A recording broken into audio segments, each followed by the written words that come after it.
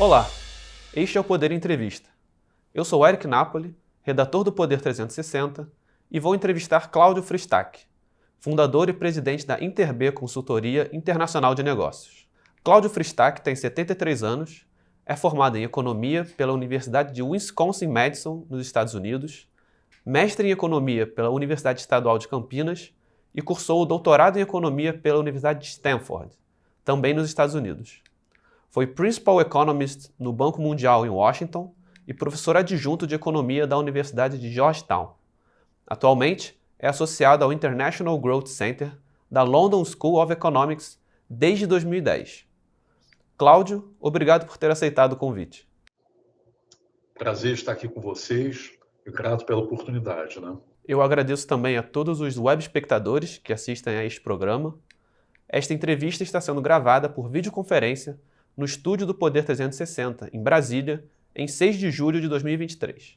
Para ficar sempre bem informado, inscreva-se no canal do Poder 360, ative as notificações e não perca nenhuma informação relevante. Cláudio, eu começo essa entrevista perguntando: em 31 de maio, o ministro Alexandre de Moraes remeteu ao Centro de Soluções de Alternativas de Litígios a ação direta de inconstitucionalidade 6553, que questiona a alteração dos limites do Parque Nacional do Jamanchim, localizado na região amazônica do Pará, para a construção da ferrovia EF-170, conhecida como Ferrogrão.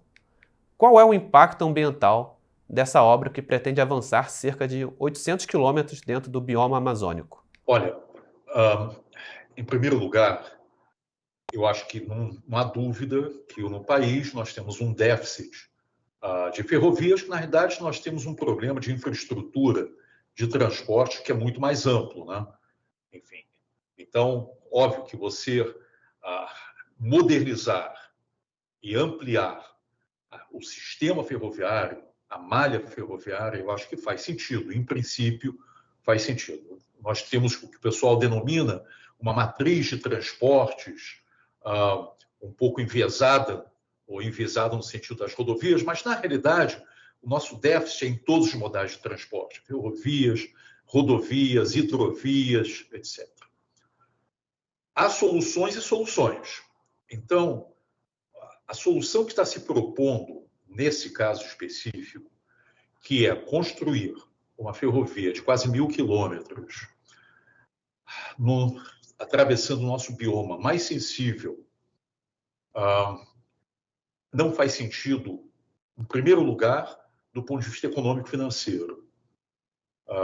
Eu acho que nós temos um histórico, infelizmente, no país, mas não é só aqui no Brasil, mas principalmente também aqui no Brasil, em que a gente subestima os gastos de implantação, nós subestimamos os tempos de implantação, os riscos associados, e, ao fim e ao cabo, quem paga a conta somos todos nós. Acaba sendo a União, digamos assim.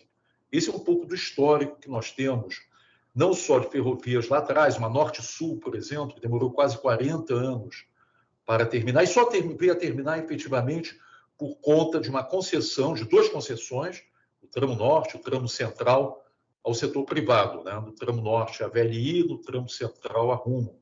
Acabou-se isso por essas empresas que no final deram vida, de fato, a essa ferrovia. Nós temos outras ferrovias, como a Transnordestina, que desde 2007, quando foi lançada, agora, melhor estimativa, quase 20 anos depois, talvez, para começar a operar um dos ramais, né? Nós temos a FIOL, Ferrovia de Integração Oeste-Leste, que está sendo implantado. Então, são obras de grande complexidade em que, sistematicamente, a gente subestima os empreendedores, ou o governo, ou os desenvolvedores, subestimam custos, tempos, risco. No caso específico da EF-170, chamada Ferrogrão, eu acho que não é uma exceção, exatamente faz parte dessa regra, digamos assim. Nesse caso, tem um agravante. Nós estamos falando no bioma mais sensível e, consequentemente, custos, tempos e risco vão se ampliar. Nós não temos esse projeto que foi submetido alguns anos atrás e está suspenso nesse momento, e agora o ministro Alexandre possibilitou que os estudos voltem a ser discutidos. Na verdade, esse é um projeto que não tem uma... Quando a gente fala em qualquer projeto de engenharia, nós temos várias fases, né? Começa por um conceitual, depois a gente vai falando em projeto básico e, eventualmente, projeto executivo. Esse é um projeto que, mesmo o projeto básico, ainda é bastante preliminar, digamos assim.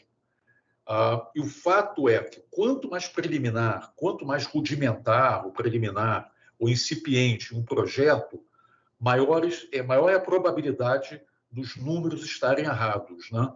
Enfim, então isso aí é um projeto que tem que ser olhado com muito cuidado. Esse é do ponto de vista econômico e financeiro, onde realmente se subestima muito os gastos de capital, os tempos de execução, etc., como nós recentemente tentamos apontar.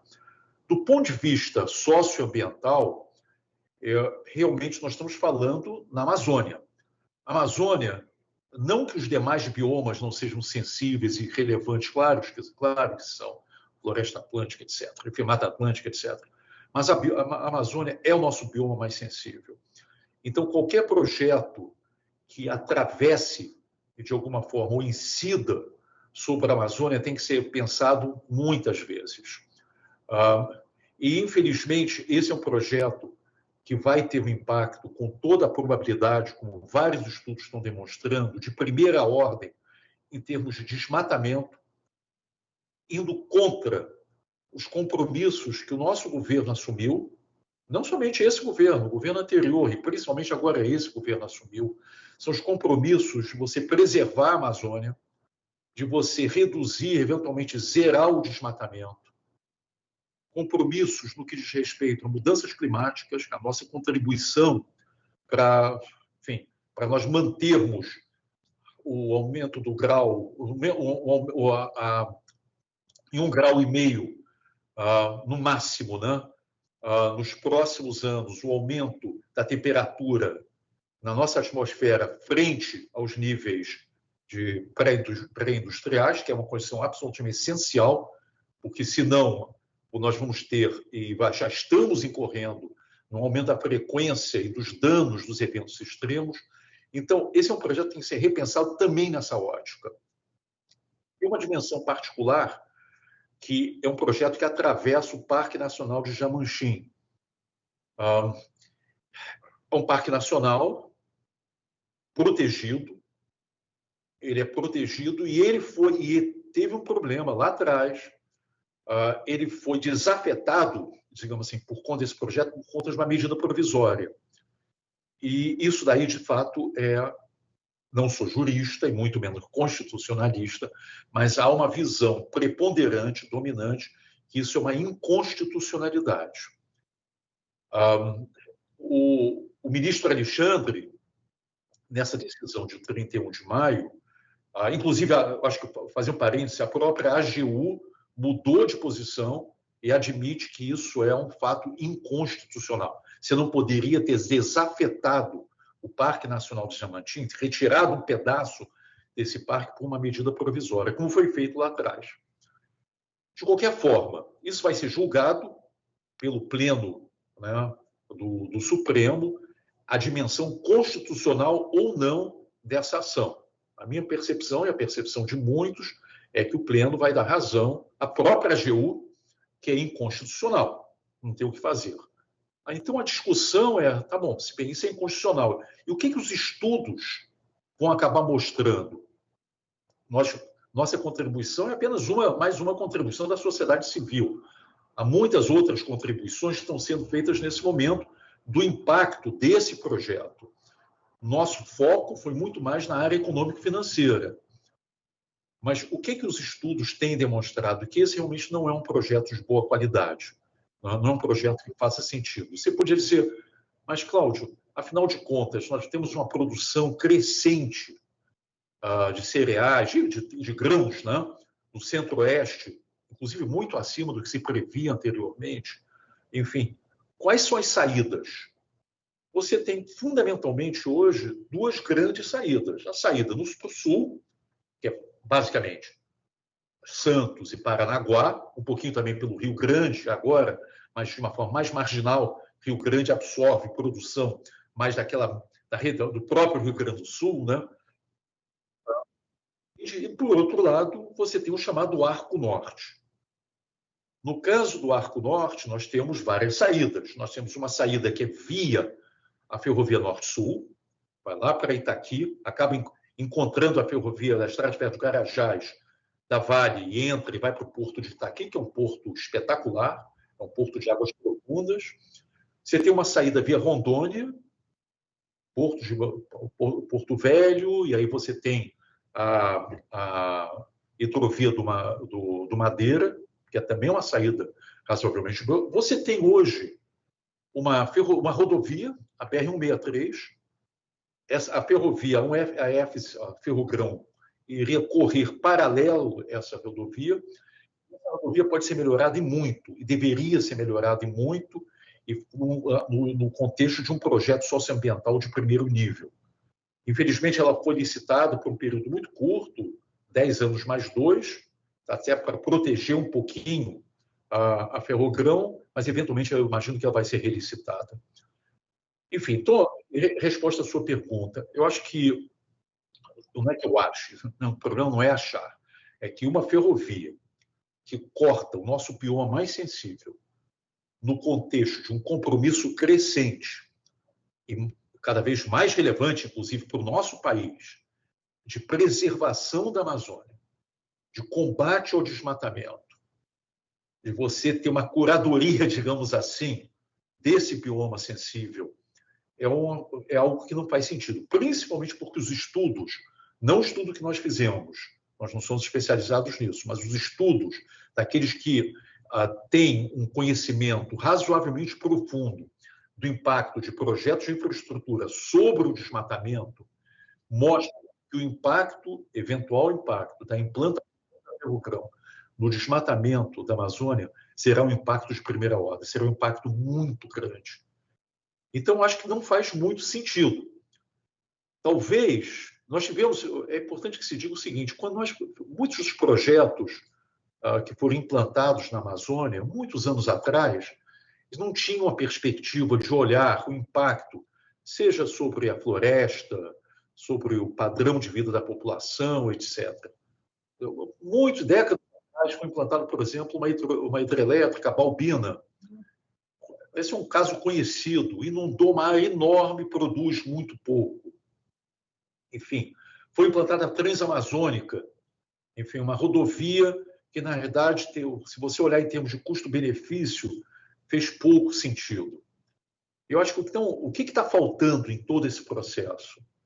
Eu acho que o que está faltando fundamentalmente é nós olharmos esses projetos e outros projetos de infraestrutura e submetermos esses projetos e outros projetos a uma melhor governança. O que quer dizer? Isso é uma coisa que nós vimos insistindo há muitos anos. O que é você melhorar a qualidade ou melhorar a governança dos projetos de infraestrutura no país, principalmente projetos do setor público ou que vão vir a ser financiados pelo setor público, como esse caso. Você precisa de um melhor planejamento. Você precisa de filtros que façam com que você faça um cálculo minimamente rigoroso de custo e benefício e você separe os projetos em que os benefícios efetivamente são muito superiores ao custo, deixe eles andarem, e aqueles que, inversamente, que os custos são muito superiores aos benefícios, você separa e ele não siga adiante. Sobre o planejamento, se a ferrovia for concluída, os portos do Arco Norte teriam condição de atender a demanda do agro, tal como o Porto de Santos? Olha, na realidade, eu acho que talvez exista até um pouco de confusão. O Arco Norte tem várias saídas. E tem, fundamentalmente, colapsando tudo, tem vamos chamar as 3 saídas. Né? Tem uma saída via Rondônia, Porto Velho, que tem limitações. Acho que a hidrovia do Madeira pode melhorar. O sistema hidroviário do Brasil pode melhorar muito. Enfim, estamos precisando disso. Tem uma saída via Rio Tapajós, Miritituba, etc. Enfim, Rio Tapajós eventualmente chega no entorno de Belém, é uma saída. E a terceira, exatamente, Norte-Sul, Estrada de Ferro Carajás, chega em Itaqui e sai. Existe talvez um pouco de confusão, e a saída, obviamente, a alternativa é no Sul. Paranaguá, fundamentalmente Santos e Paranaguá, ambos, principalmente Paranaguá e Santos também, têm um potencial ainda muito grande. Mas existe, eu acho, talvez um pouquinho de confusão, porque as saídas do Arco Norte, elas necessariamente são direcionadas para, fundamentalmente, Europa, Oriente Médio e Mediterrâneo. Por que você não usa as saídas do Arco Norte, Canal do Panamá e Ásia? Basicamente porque, primeiro, o Canal do Panamá é uma rota, enfim, bastante cara. Tá? Quer dizer, não é algo que faça sentido do ponto de vista da exportação de grãos. É uma rota basicamente usada para produtos de maior valor agregado containerizados. Segundo, você tem um regime de chuvas que muitas vezes é imprevisível e, consequentemente, você pode perder a sua janela. E, ao perder a janela quer dizer assim, teu lugarzinho na fila, teu lugar na fila no canal. Né? Ao perder a janela, você paga uma multa, você paga taxas extras. E por essas e outras razões, você não usa. Então, o grão que nós exportamos para a Ásia, para a China, mas não somente para a China, mas para a China, fundamentalmente, que é um grande mercado, ele desce, digamos assim, e acaba indo pelo Índico, etc., ou pelo Pacífico, mas fundamentalmente pelo Índico e chega na Ásia. Né? Contorna o Cabo da Boa Esperança. E, consequentemente, nessa dimensão, Santos e Paranaguá, e Rio Grande também, são mais competitivos. Então, existe talvez uma percepção errônea de que o Arco Norte seria uma solução para a Ásia. Não, o Arco Norte não é uma solução para a Ásia. O Arco Norte é competitivo, sim, para a Europa e o Oriente Médio, e usando o Mediterrâneo. Segundo ponto, onde é que nós temos um déficit muito grande de infraestrutura em termos de logística de transportes? No Nordeste, Minas Gerais, e precisamos, talvez sim, de uma terceira saída, que é uma chamada saída leste. Nós não temos exatamente isso. É muito frágil ainda a nossa saída leste. Por exemplo, hoje, o que nós temos de saída leste, de fato, é se usar a Estrada de Ferro Vitória-Minas, vai para Vitória. Não chega nem no Porto do Açu, que é um porto de escala, eu diria assim, de primeira ordem, digamos assim. Tá? Um ativo de classe mundial, mas não chega, porque o Porto de Açu não tem uma conexão ferroviária. Então, se você olha o mapa do Brasil, digamos assim, em termos de, quando a gente fala em governança, parte da governança e o ponto de partida da governança é estabelecer prioridades corretas. Eu diria assim, hoje, o grande déficit de infraestrutura no âmbito da logística de transporte no país está muito mais um déficit na região Nordeste, inclusive no Mato Piba, né? Essa região que produz grãos também, Maranhão, Piauí, Bahia, Tocantins, que é o Mato Piba, né? Nós temos um déficit de infraestrutura naquela região e no região Nordeste como um todo, em Minas Gerais, e uma dificuldade de saída leste. A saída para o sul do Brasil está avançando. Sul que eu falo, Santos e Paranaguá. Nós estamos falando agora de exportação de grãos, enfim, e outras commodities, né? E o Arco Norte tem algumas limitações. Eu diria o seguinte, talvez o mais importante do ponto de vista do Arco Norte seriam duas ações. Melhorar a qualidade das nossas hidrovias. Você precisa de um regime de concessões que nós não temos ainda de fato, hidroviárias, de tal maneira que alguém, uma empresa, ela fique responsável por garantir não apenas a sinalização e a segurança dos rios, mas garantir a navegabilidade. Nós não temos isso ainda. Isso seria fundamental no Madeira, seria fundamental no Tapajós e seria fundamental em outros rios brasileiros. É verdade que nós não temos um Mississippi, digamos assim, que corta os Estados Unidos lá de norte a sul e é muito conveniente para a exportação de grãos. Nós não temos. Mas nós temos outros rios que são bastante significativos e precisariam de um novo modelo, digamos assim, de melhoria da qualidade dessas hidrovias. Temos também outras saídas. Eu estou apenas sintetizando, há outras saídas, inclusive, saídas para o sul do Brasil que usam, de novo, alternativas hidroviárias.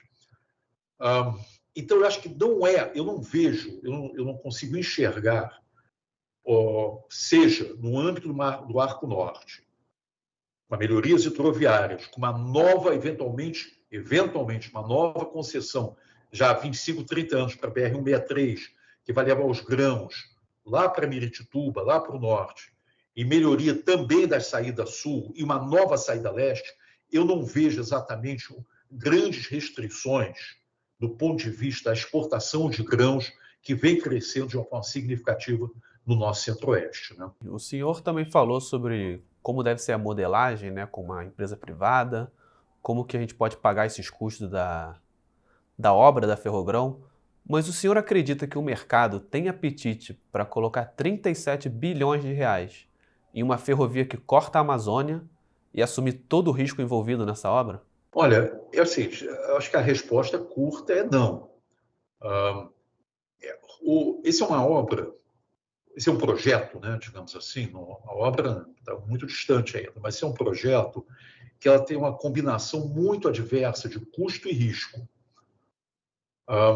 E aí alguém poderia dizer, sim, mas eu acho que o governo poderia ser uma espécie de um parceiro numa dimensão de PPP, né, parceria público-privada. Só que seria uma parceria completamente assimétrica, muito, muito assimétrica, em que o governo teria que acabar bancando praticamente todo o custo de implantação. As nossas contas, mais de 90% do custo de implantação. Então, isso não é uma PPP. Uma parceria público-privada, normalmente, você tem aporte do governo, você tem aporte do setor privado, mas não numa proporção de 90 a 10, 90 governo, 10 setor privado. Essa é uma dimensão. Mas mesmo antes dessa questão, existe uma outra. É o seguinte, do ponto de vista, quando você faz uma análise custo-benefício, esse tipo de projeto faz sentido? E o que nós tentamos responder é que não, esse projeto, seja por essa combinação de altos custos e alto risco, seja pelo fato que ele atravessa esse nosso bioma mais sensível, é um projeto que não faria muito sentido, não faz sentido. Veja bem, eu não sou, por princípio, contra o governo ele contribuir para o CAPEX, né, o gastos de capital, despesas de capital, ou mesmo despesas de operação de alguns projetos de infraestrutura. Esse não é um. Eu vou dar um exemplo do que eu acho que onde seria uma boa alocação de recursos para o governo. Tá? Eu acho que talvez talvez até construir um consenso em torno disso. Nós temos hoje no país uma crise de mobilidade urbana e metropolitana. Nós até escrevemos um trabalho recente sobre isso, até publicado. Essa crise, ela afeta todas as regiões metropolitanas do país e afeta também cidades médias. Muito difícil você superar essa crise apenas com recursos privados. Quando você olha a experiência de outros países, a parte de mobilidade urbana, metropolitana, envolve normalmente recursos públicos para sistemas de média e alta capacidade. Então, se alguém me perguntar, não, tá bom, você é contra, o que seria a favor, então? Eu diria o seguinte, hoje, talvez uma das prioridades no âmbito de transportes, esse grande bloco de infraestrutura, é a mobilidade urbana. Eu diria que isso daí faz muito mais sentido e seria muito mais prioritário do que gastos, por exemplo, você fazer uma PPP, no caso, dá um exemplo apenas que a gente está falando, no caso da Ferrogrão. A Ferrogrão, acho que, mas mesmo outros projetos de infraestrutura teriam se pensados muito bem se o setor privado não consegue sozinho fazer e abarcar, enfim, e assumir os custos, tanto de CAPEX, né, gasto de capital, quanto de operação. É diferente no caso de mobilidade urbana. E quando você fala em termos de crise de mobilidade urbana, essa crise afeta fundamentalmente os mais pobres, aqueles que estão mais distantes dos seus locais de trabalho, que se enfrentam nesse movimento pendular, casa, trabalho, casa, um tempo enorme, um estresse enorme, pouco tempo atrás, o IPEA publicou um volume onde, pela primeira vez, eu vi uma conta do impacto do estresse. Não é só apenas na questão do bem-estar, claro, o bem-estar é fundamental, mas na produtividade do trabalhador. E é um impacto muito grande, uma queda muito grande de produtividade. Afetam, obviamente, todos. Afetam todas as atividades, comércio, serviços, indústria, afeta a economia como um todo, e é algo que foi deixado de lado. Pelo contrário, muitos governos, infelizmente, não é de hoje, nem é de ontem, enfim, são décadas, acabaram incentivando e priorizando o carro, né, o transporte individual sobre rodas, particularmente o automóvel, né? Seja subsidiando o combustível, seja subsidiando a produção, o consumo, etc. Quando você tem efetivamente uma crise de mobilidade nessa escala. Então, algumas pessoas questionam, mas você é contra a PPP? Não, eu não sou contra a PPP. Eu sou a favor de a gente priorizar corretamente a alocação de recursos públicos, que todos nós pagamos, seja via imposto ou via endividamento. Todo mundo paga. Todo brasileiro paga de uma forma ou de outra. Então, nós precisamos de transparência nesse processo e precisamos de uma alocação que seja corretamente priorizada. Aí você, poxa, mas como é que você faz essa conta? Bem, eu acho que você já tem décadas em que se faz essa conta em muitos países, em muitas jurisdições. Enfim, fazer uma análise de custo-benefício. Você incorporando os benefícios diretos e indiretos e os custos diretos e indiretos, inclusive as externalidades adversas. Então, quando você pergunta, bem, afinal de contas, qual vai ser o impacto sobre a Amazônia, você vai ter uma externalidade ali adversa de primeira ordem. Isso vai ter que ser incorporado nessa conta. E o que eu diria é o seguinte, quer dizer, nós temos que tomar muito cuidado no nosso país que quando o governo fazer qualquer PPP, ou transferir recursos, ou se compromissar a alocar recursos no médio e longo prazo, realmente fazer isso para coisas que são efetivamente prioritárias. Ou seja, o que é efetivamente prioritário? Que reduz a desigualdade, que reduz a pobreza, que melhore a qualidade de vida da maior parte da nossa população. Eu dei o exemplo de mobilidade urbana, mas é um exemplo. Há outros exemplos. A questão do saneamento rural também, que é uma tragédia no nosso país. Enfim, mas tudo isso, evidentemente, desde que seja corretamente planejado, executado, fiscalizado. Enfim, então isso faz parte do que a gente chama de governança, né? Nós temos que melhorar muito a qualidade da nossa governança para qualquer tipo de investimento e, particularmente, para os investimentos em infraestrutura, seja infraestrutura física ou social, econômica ou social, né, como a gente chama. E o ex-ministro da Infraestrutura e agora governador de São Paulo, Tarcísio de Freitas, disse que se a Ferrogrão não sair, terá que duplicar a BR-163. Entretanto, essa é uma rodovia que é historicamente não asfaltada. O senhor concorda com esse argumento do governador? Olha, em primeiro lugar, acho que eu tenho um grande respeito ao ex-ministro Tarcísio, né, atual governador. Claro, há sempre discordâncias. Deixa eu falar um pouquinho. Eu até escrevi até um artigo, publiquei um artigo sobre a BR-163. O modelo de concessão da BR-163, na minha perspectiva, eu coloquei isso no papel, digamos assim, né? Quer dizer, argumentei isso num artigo publicado, né? No jornal Valor Econômico, um tempo atrás. É um modelo com um problema, eu diria assim, matricial, né? Desde o início. Ele não poderia ter sido licitado por um período tão curto, 10 anos mais 2. Ele foi licitado por um período curto assim, porque se imaginava que após esse período a Ferrogrão estaria em operação. Bem, a Ferrogrão não vai estar em operação nem em 10, nem em 15, nem em 20 anos,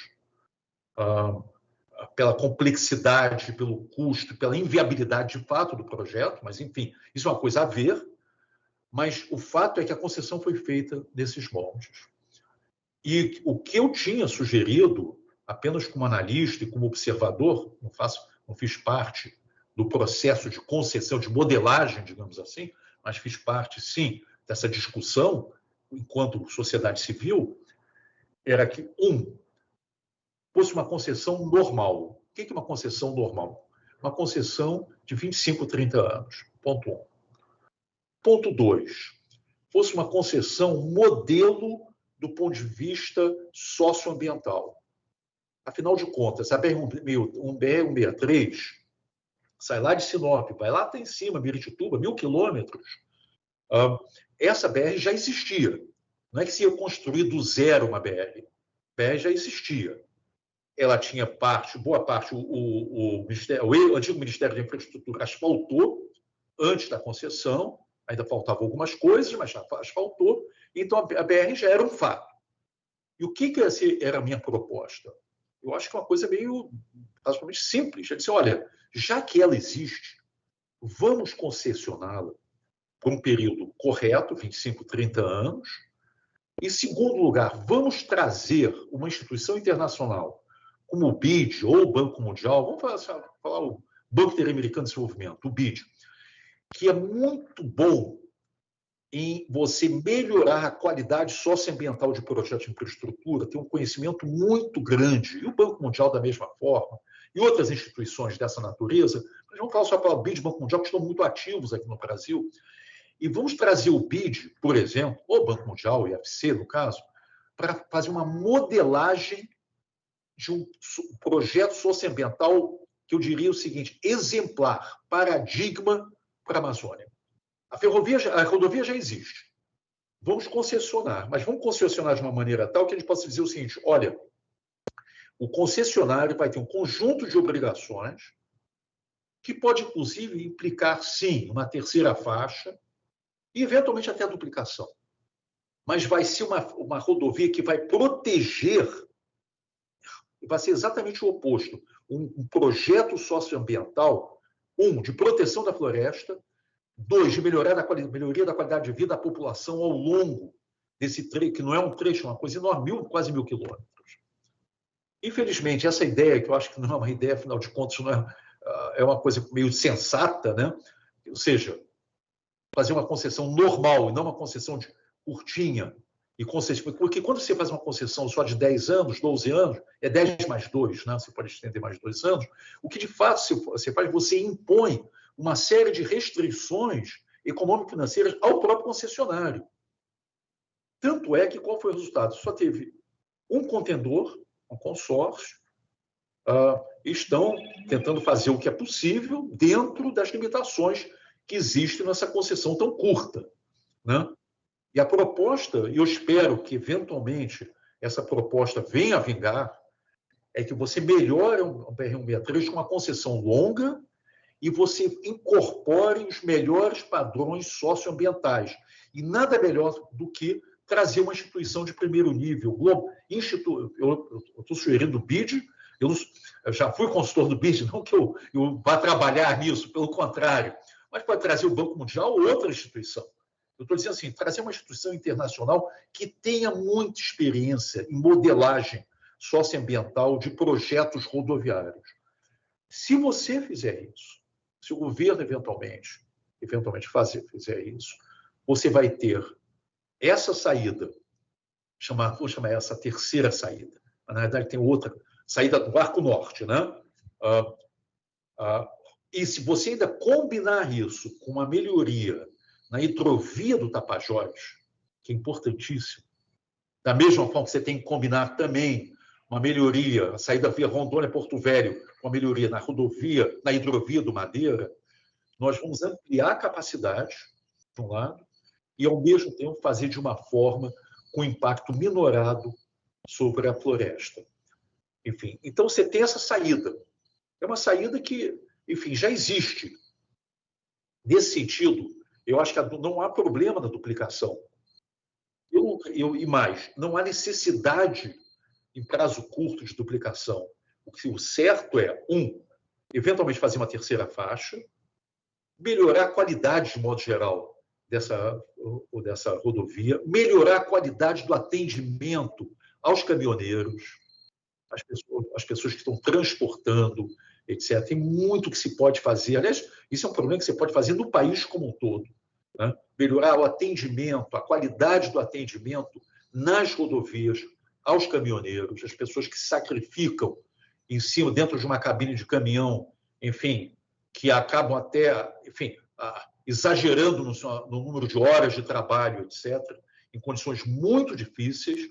Eu acho que tem muito que fazer com custo relativamente baixo. E nesse caso da BR-163, eu acho que a solução, sinceramente, com todo respeito, é óbvia. É isso.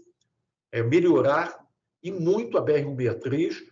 Agora, essa concessão já existe, você não vai, obviamente, romper, você vai respeitar o contrato, mas, eventualmente, você pode repactuar, reabrir uma licitação com um novo tipo, uma concessão, enfim, como falei, 25, 30 anos ou 35 anos, enfim, que atraia mais contendores, etc. Ou então esperar algum tempo até essa concessão, o tempo de concessão exaurir, e aí fazer um novo modelo, né? Chega ao final essa edição do Poder Entrevista. Em nome do jornal digital Poder 360, eu agradeço a Cláudio Fristach por ter aceitado o convite. Olha, eu acho que foi um prazer, eu agradeço. Eu acho que, fundamentalmente, eu gostaria apenas de enfatizar que todo o objetivo dessa discussão, ou de outras discussões, no contexto não apenas da EF-170, da Ferrogrão, mas de outros projetos, é você, assim, dar voz um pouco mais ativa à sociedade civil, analistas, sociedade civil de modo geral, e melhorar a qualidade dos nossos projetos, sensibilizar o poder público e sensibilizar o restante da sociedade civil para a gente sempre melhorar a qualidade dos projetos, reduzir, eventualmente, gastos públicos que não fazem sentido, desperdício de recursos, enfim, e, em última instância, melhorar a qualidade de vida da população e a competitividade das empresas, que é isso, em última instância, é o que todos nós queremos, né? Enfim, afinal de contas, eu acho que todos nós estamos pensando, enfim, num país melhor, enfim, não só no curto, mas no médio e longo prazo, né? Eu agradeço também a todos os web espectadores que assistiram a esse programa. Essa entrevista foi gravada por videoconferência no estúdio do Jornal Digital em Brasília, em 6 de julho de 2023. Para ficar sempre bem informado, inscreva-se no canal do Poder 360, ative as notificações e não perca nenhuma informação relevante. Muito obrigado e até a próxima.